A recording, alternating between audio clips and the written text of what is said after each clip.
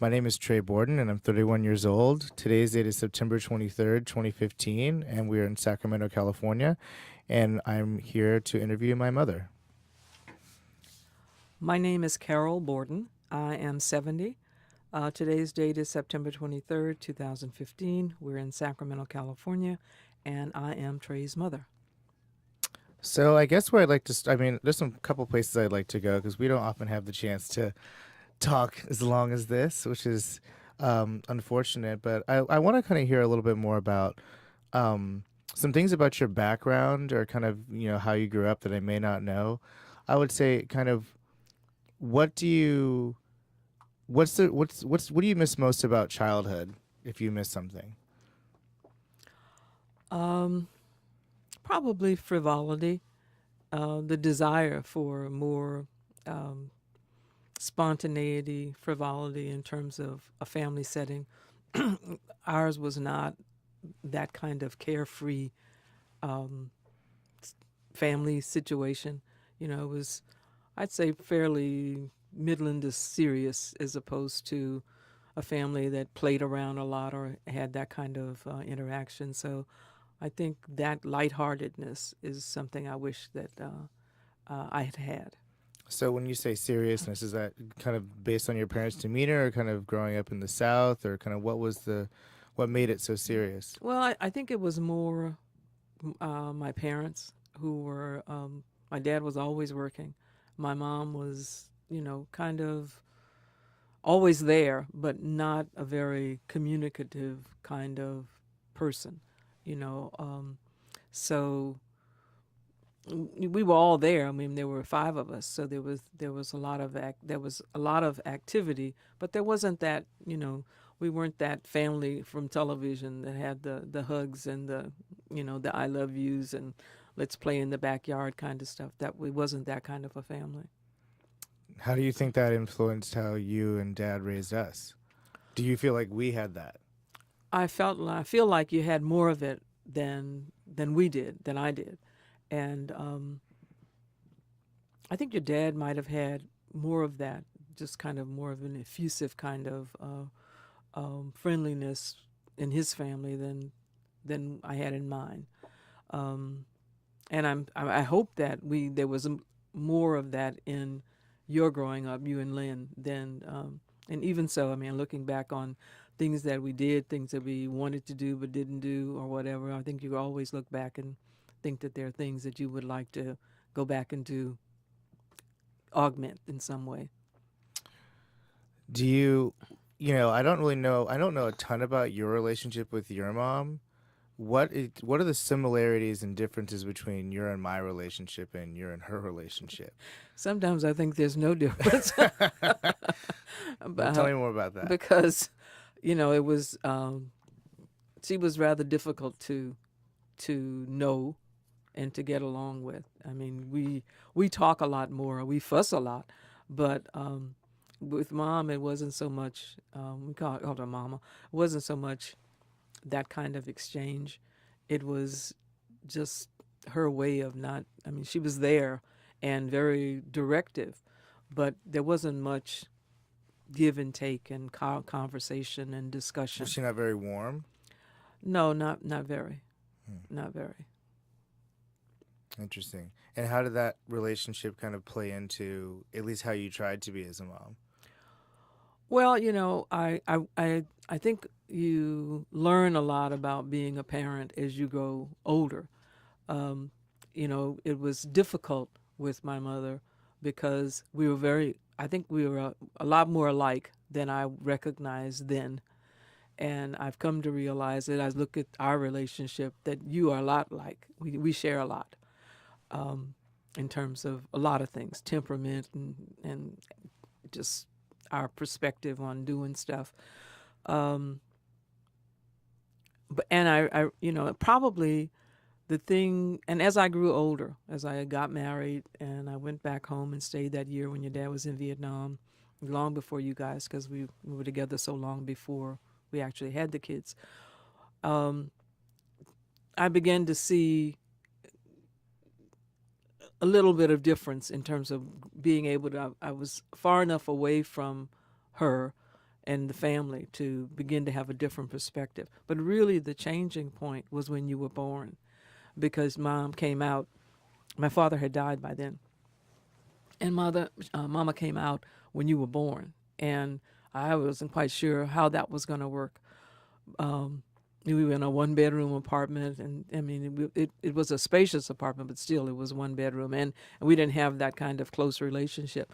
But it turned out to be the most wonderful experience that I could have had. I don't know what I would have done without her.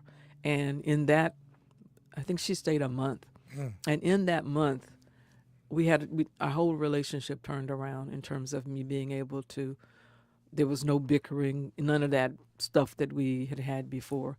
And I just really appreciated the fact that she'd come and she stayed, and it had been such a pleasant stay. And I don't know what I would have done without her being there during that time. So that for me was the turning point. And from that point on, our relationship was much, much better.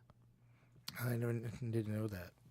um, so transitioning into kind of you and dad, when did you know that dad was the person you wanted to marry, and why? Well, I think you know the part of the story was a friend of mine was dating your dad and took me to a class, and I turned around and saw your dad. And I honestly can say that I did, once I turned around and looked at him, because I'd never seen him before, I did feel something then. And but it was quite a long time between that point and when we actually had a date.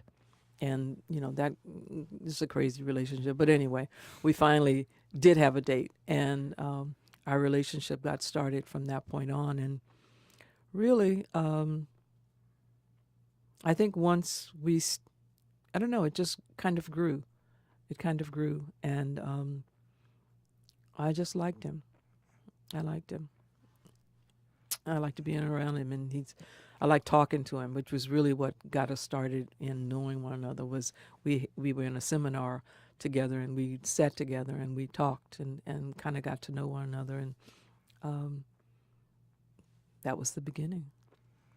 And what do you think of, I mean, I'm sure a lot of people start out liking each other, but what has made your relationship last, 48 years? I mean, you've seen so many friends of yours, I'm sure, also stay together, but many didn't. Many who's probably started out the same way you guys did. What's been that glue? I don't know, because nobody that knew us thought we'd stay together at all, even get married. But as it turned out, I think that your dad is just a good guy. He's just a nice guy. And I think that we just decided that we wanted to be married, and that we wanted to work out whatever had to be worked out. And when we came across a patch where it was very difficult, we finally made the decision that it was up to us as to whether or not we were going to stay together. And that was our roughest period, was say 5 to 7 years of being married.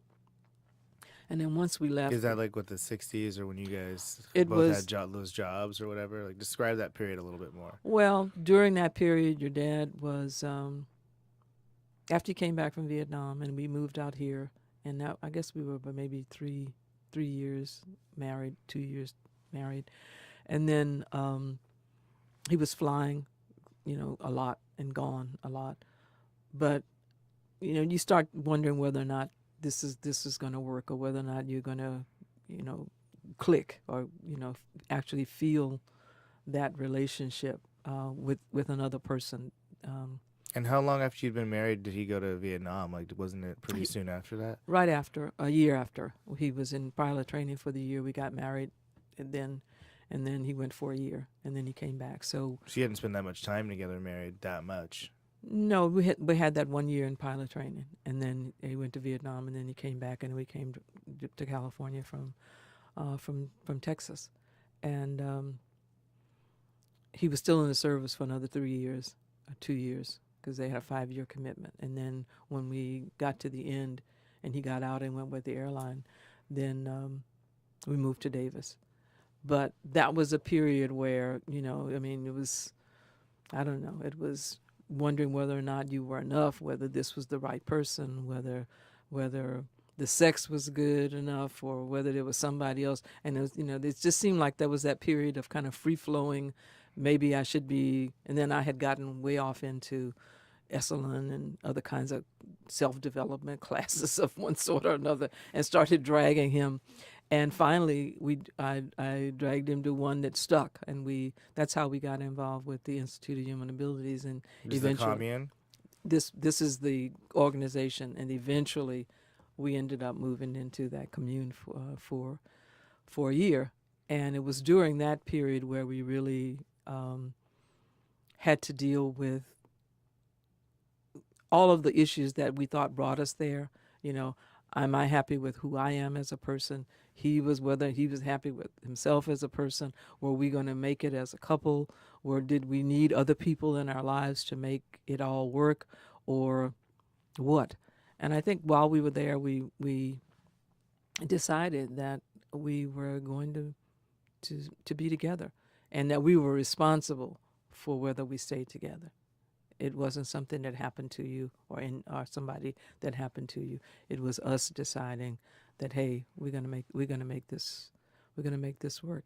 And once we decided that we were responsible for our lives, everything just kind of followed that one. And your dad is a great person for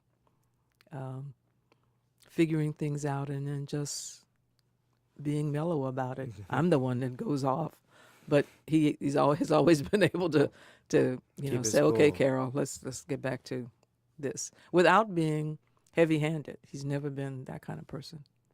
And what's probably your favorite memory from whatever period? Oh my goodness. I mean, we've had some great moments. I think your birth was probably like cement.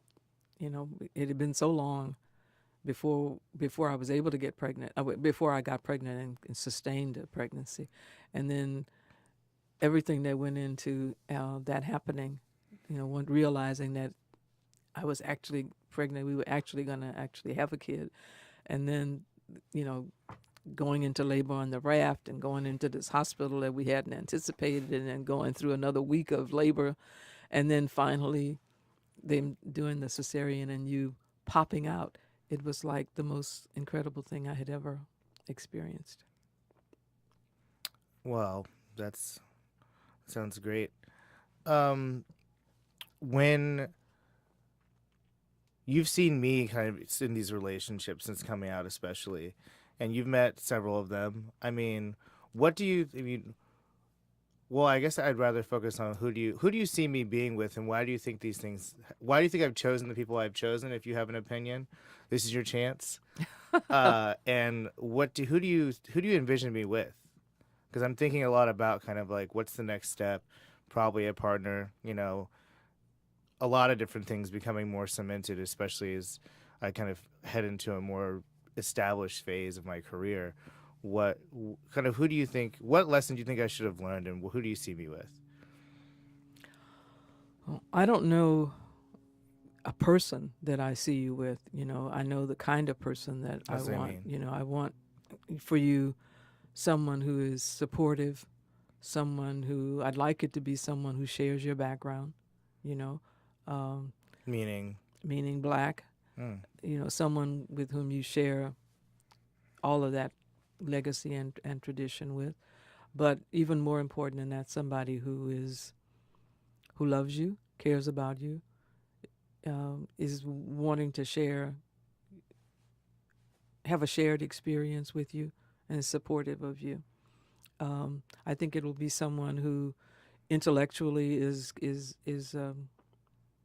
on the same level, that wants a good life and wants an exciting life, a life that it's not about just resting into a place, but someone that you can experience life with. And that's what I like about my relationship with your dad, because we've gone through all kinds of stuff, but all of it makes you stronger. So the relationships that you've had before have all, I don't know, they've always seemed kind of lopsided, and not comparable. not that you have to have somebody that's the same, but someone who seems to be on the same track in terms of life, wants the same kind of things, um, wants to be able to share, the ups and downs, and can come out of it still knowing what's good and what's right about the relationship. In terms of Lynn and me, what do you think? Why do you think? In what ways do you think we're very different and the same? Because I feel like, especially recently, when people find out that Lynn is my brother, they're like, "How are you guys so different?" But then they'll see something, they'll be like, "You guys are the exact same." How do you think that happened, and how would you describe that? Well, I guess you couldn't help but be somewhat somewhat alike, because we've tried to have the same basic philosophy about to share with you about life and what our expectations are. Um, you are much more, um, in some ways, you're the same, but you do it differently. You act out and do what and are active in the ways that you are. And then Lynn, and you seem to be more um, outgoing than Lynn. But at the same time, Lynn can be just as engaging and outgoing if that's what he wants to do. But he doesn't come across as that everybody is going to be my friend, but he doesn't come across as somebody who isn't friendly. But you guys do the same thing, but you kind of do it a little bit. You do it differently. What We do you? say that to ourselves, that they're like the same, like the two peas in a pod. But you do it very differently. I mean, look at the way you dress. I mean, you're very interested in that, and Lynn's interested too. But he's got this, he's. But you were there too. You were there. Your style has evolved, and Lynn's style is evolving. I It's funny to see where you are in terms of you're both dressing. You're very concerned about dressing, and so is Lynn. But his style is very different from yours. But it's funny because it seems like this age period, you're kind of going. Lynn is kind of going through where you were at 27. Doing some of that same stuff. So, we're hopeful that um, um, we're just hopeful. So, in terms of kind of seeing me growing up, I mean, I've always been pretty achievement oriented. Is there a particular achievement that stands out for you that you think is maybe the most definitional or that you're the proudest of? I always remember the first time we all visited you at Yale, and we thank for Thanksgiving, and we didn't know. I had been there with you when you got there, but I didn't know the campus, and your dad and Lynn, of course, didn't know because this was their first time there. So we weren't quite sure once we parked the car where. I knew you were in this plaza, this compound, but I didn't know exactly where you would be. So we were kind of just walking, wondering, where to go, and that we would see somebody. And then off in the distance, we see this person who's on the ground scribbling something on the cement on the sidewalk. And then we realize it's you. And there you were promoting your next event. And that seems to be so characteristic of you, Trey, of, doing whatever it takes to get the idea off the ground. So for me, that was, kind of a seminal moment that we would walk there in the middle of the night, and there you are alone with chalk scribbling on a cement on the sidewalk for your event. Nothing's And changed. nothing's changed. So I mean, where do you, and kind of taking that a step further, I mean, you've seen kind of, especially since business school, where I kind of took a complete 180 in terms of well, maybe not a complete 180, but a complete 180 from what I thought I was going to be doing. And now you've seen how that went from, just selling tape earrings with Danny to, TBD and Portal and all of that. And now this Bright Underbelly project, kind of where do you see things going? Where do you hope things go? well, And what's that been like for you as a mom who's been like, it's kind of like you looking at Lynn and wondering where is this guy going? What's going to happen? Um, I think that it's kind of just evolved, Trey, because at Yale you really didn't have an objective that you wanted to come out of that with. I mean, you hadn't decided that you wanted to go to law school. In fact, you kind of decided you didn't want to go to law school. You didn't want to go into finance, which a lot of the kids were going into. You didn't really have a professional objective at that point, except that you got involved with Suits You and started that business. So I think that was kind of the first part of the entrepreneurial thing that kind of took hold with you. But even so, and you picked up skills along the way when you were working on that, and after you left Yale and went to New York and did the things that you did there. And now coming back and doing the Davis thing, and if you're referring to thinking that you wanted to go into green and to energy as opposed when you came out of Davis, that seemed to be a direction that you were quite interested in.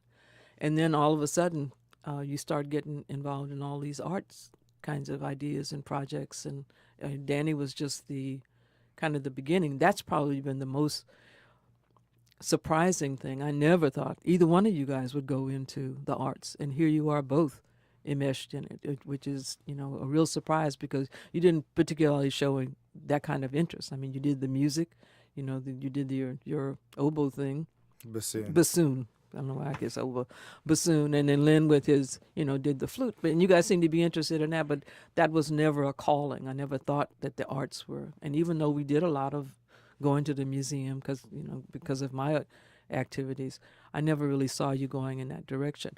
But given the kind of thing that you've been doing over the last several years of one project after another, we see it.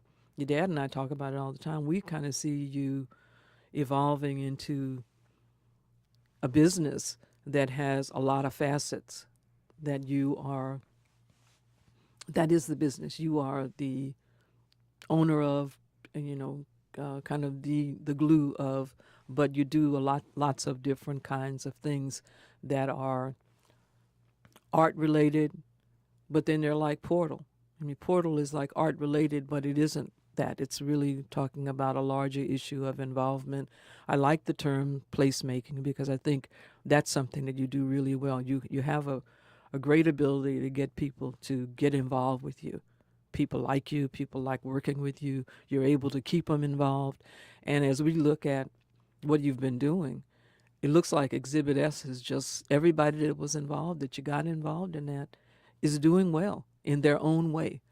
And even as you go on to different projects, you've been able to keep those people close, and they've been able to work with you doing their own thing within a larger framework. So as we see it, everybody's grown. So I think that's your real skill, and I'm glad to see it because I think I like that ability you have to bring in talent and use it, and have everybody win as a result of that. Do you what would be if you were, let's say if you were to pass away tomorrow, what would be the thing, like the most unresolved thing in my life that would make you feel better about not being here? Because I think about that a lot. I'm like, you guys are getting older. It's like maybe I need to lock down a lot more permanent things so that your mind can be more at ease. Like a husband, like, very secure and long-term financial stability, whatever it is. But like, is there something that you hope I develop, sooner than later? Well, I think any parent would want to be able to see that evolution, to see you move, into a stable financial situation, into a stable, loving relationship. I think those are the things that I would regret not being around to see, and to see you. You've always surprised us, so we're anticipating that there'll be more surprises along the way. But we'd like to be around to see them, to see you develop. I can't imagine where this is all going, but I know it'll be positive. So scary, but positive. Are there some skills that you think I still need to develop that that I should probably start to prioritize more than others to get to that place? I think putting a little more structure into your life, not losing everything you get, just doing some things that I think um, stabilize where you are. It's not that you have to get to you're earning this amount of money or you have this relationship with this person. It's just overall kind of settling into what do I want to do, and how do I set it up, structure it so that it takes me where I want to go. Kind of sitting back, looking at where you want to go, and kind of starting to put things into place, not just having things kind of happen what you know because something comes up, but something that's planned out, and you begin to think about it more methodically in terms of a long-term process or investment in how you want to proceed with your life. So, do you have anything that not a secret, but something that maybe I don't know about you that would kind of change the way I view you or give me a kind of more complex or complete picture? I can't really think of anything that I hadn't shared or would want to share. You know, just I think we share a kind of hunger, a kind of enthusiasm for going forward, to making things work, to making things right. That I'm committed to, and I think that you have that same drive in you to. Um, I think we share that. I think we share that. I don't think you could ever just say, I'm not in it. I'm not involved. I don't want to be involved. I don't think you can do that. Are you? Is there? Because I think that, like, when I think about uh, your involvement in the community, which I saw from an early age, which has somehow bled into my life extremely at this point. I've always been someone who wants to be a part of the community and is willing to kind of step up and say, I'll do that. But your focus has been much more geared towards the black community than has mine. Mm-hmm. Um, and do you worry that without your influence like that, like how would you like me to carry that handle? Because I just feel like my view of the world is much more kind of multicultural, and but yet given what's happening in our world, it's like so many things that haven't don't seem to have changed too much since even when you were around. So kind of what would you recommend me do to kind of carry on that legacy, but also relate it to what's happening now and the kind of people that I know? Whenever I wonder about whether or not you are forgetting your traditions, your heritage, uh, your relationship to the black community, you always do something that reminds me that, hey, there's no way for that to happen. I see the way you react to situations. I see what you're committed to. You're committed to um, a good life for everybody that you touch. I don't see you. I remember that there's no way for you to forget who you are. And I know who you are. I know who you are. You are a young black gay man who comes from a family who is supportive. And I don't see you ever being able to abandon that, who you are. So I don't worry. Um, I think the world is headed where you are. That's good to know. Well, on the same token, is there anything that you would like to know about me that you haven't asked? I think I'm reading these questions now. I'm like, that's interesting because I'm a pretty forward person, so I don't know that that is the case. But is there anything that you would like to know that you're not sure of? When did you decide that you were gay? Decide. I mean, when did you know? When did you know? Mm, I mean, I would say there was inklings even super early, you know, but like different experiences I would have with friends, or even as a kid that I didn't really think much of at the time, or who my friends ended up being. Like I would say that in high school, I started to feel like there was something not the same. It's not like I was going around attracted to all my friends or anything like that, but it was just kind of a disinterest that I thought was like a little bit strange. Um, but I just figured it didn't really jive with the life that I had planned for myself, and nor was the environment at Jesuit one that it seemed even that particularly conducive to conversations like that. I wasn't sure how you guys would react. So it wasn't until college that well, first of all, when I met a ton of gay people for the first time, that and it's funny because a lot of my friends who are now my closest friends who are now gay, none of us came into Yale like that, or none of us came into Yale being like totally confident. Um, and so once I kind of saw other older people and saw like such a place of such like kind of prestige and and access where people who identified like that were thriving, I think I started to think about it a little bit more. But obviously I had Tracy that freshman year. I kind of tried out the straight thing a little bit. I was like, let me at least try it out, like for real. Like, let me have sex with a girl, and if I was to choose a woman, like this would be the one. So actually, it's funny. Tracy got married last weekend, Oh, really? and Did I she? sent her a message. I was like, Tracy, you look very beautiful. Congratulations. I'm really happy for you. And I was really touching to her unexpectedly. So she's like, Trey, that means so much. You have no idea. And I was like, it's been 8 years since that, maybe more actually, maybe 14 years. But anyway, it was funny that I think it came out of nowhere for her because obviously a lot of my friends were there. But anyway, I would say when I was in Spain that summer, remember that freshman year summer where I went, that was my first like sexual experience with a guy. That was like full on sex, and I hadn't planned on it. And it was something that I figured I could just. All my friends were like, "Let's go to Barcelona for the weekend," but I purposely stayed back and said, "Well, I'm just gonna like meet up with some dude or whatever. I'm in Spain, no one's here," and I thought that would kind of get it out of my system, anyways. And I just meant to, say one thing leads to another. He was kind of older, and that happened. And after that, I would say that like I mean, rather than get it out of my system, it kind of was like, okay, well, I guess it kind of opened the floodgates. Not like I started being out of control or anything like that, but it certainly was a slippery slope. And then all the stuff that happened sophomore year where I was like drinking too much and just kind of like trying to kind of do both.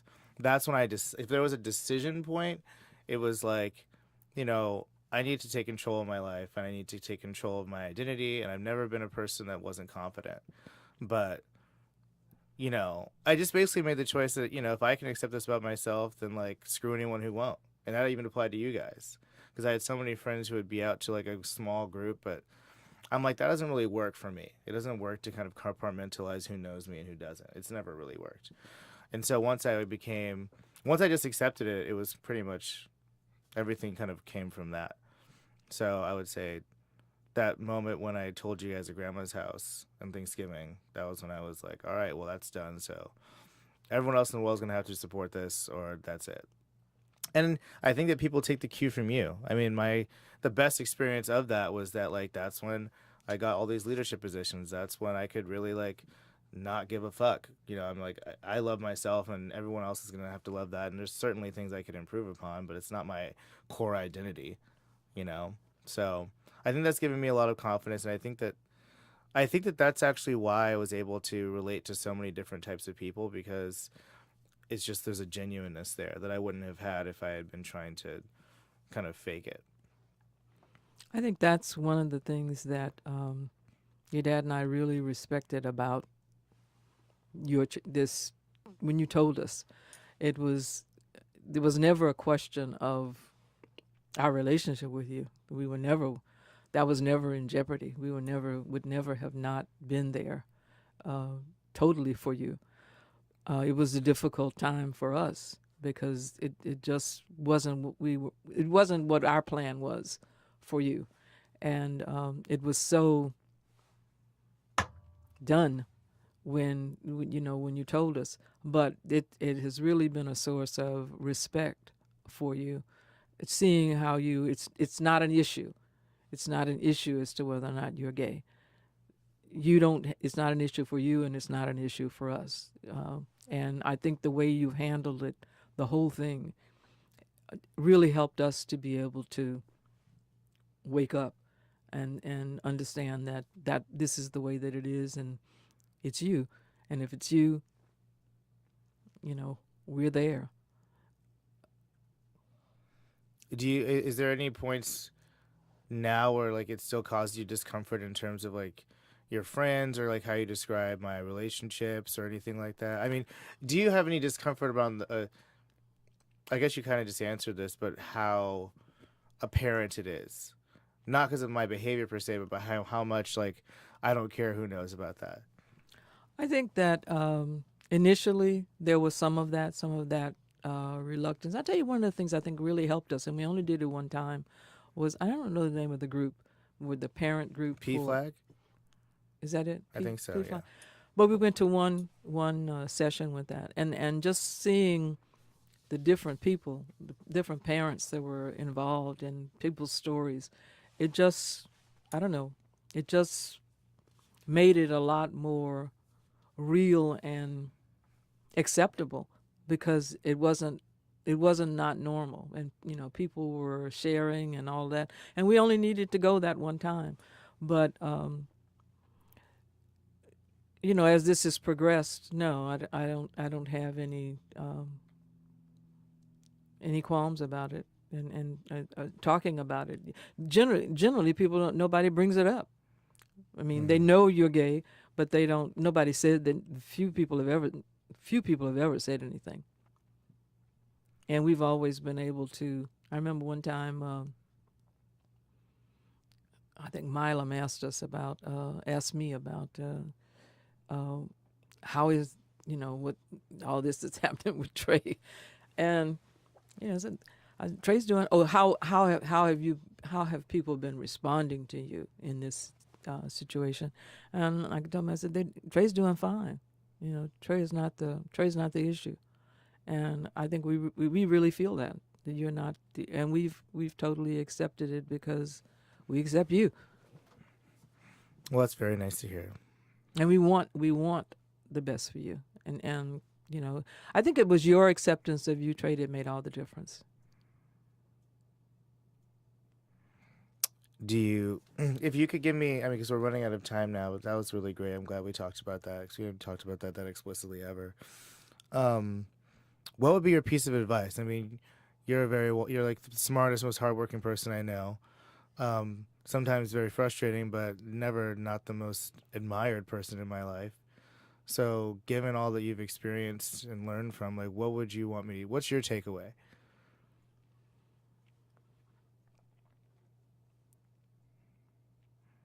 Well, right now I think we're going through our own adjustment to getting older, thinking about what do we want to do with the rest of our lives. We're both healthy. There's nothing. Our faculties are fine. Um, there's no reason. It's figuring out how we're going to have a life while you have a life and Lynn has a life, and wanting to be involved in it, but knowing that the relationship changes somewhat. It's not parent and child anymore, and that's been a difficult transition, because wanting to stay involved and be helpful and supportive in whatever way, but sometimes that can be overbearing. And at the same time, wanting to us to have our own life as well, but having you guys be there and involved, and know you're always a part of it. So we're kind of trying to figure out this whole retirement, growing older thing, with at the same time not feeling Dad seems to be particularly more old. excited about it than you. Oh, he's. I asked him the other day. I said, Bill, why you want to play tennis all the time? And he looked at me and says, because I love it. I said, well, okay, that's true, and he does. I mean, he could be doing a whole lot of other stuff, but he absolutely loves it. And Is there um, something that you love to do? I mean, like besides be a mom and be involved, like what's gonna make? Yeah, the last question is kind of what makes you happiest. seeing you guys, um, and the things I like to do. I like the cooking. I like I like being with you. I can be with your dad 48 hours a day. We're already together 24 hours a day, but 48 hours a day, and it's always good. It's always pleasant, and we enjoy one another. We can talk, and we enjoy one another. So I don't know, just embracing more and more life. I think, figuring out how to do that, because it's so easy to feel like getting older. Life is limited. You're more limiting it's more limiting than it's ever been. And actually, we're not feeling that, and we're not feeling any reason for that to be the case.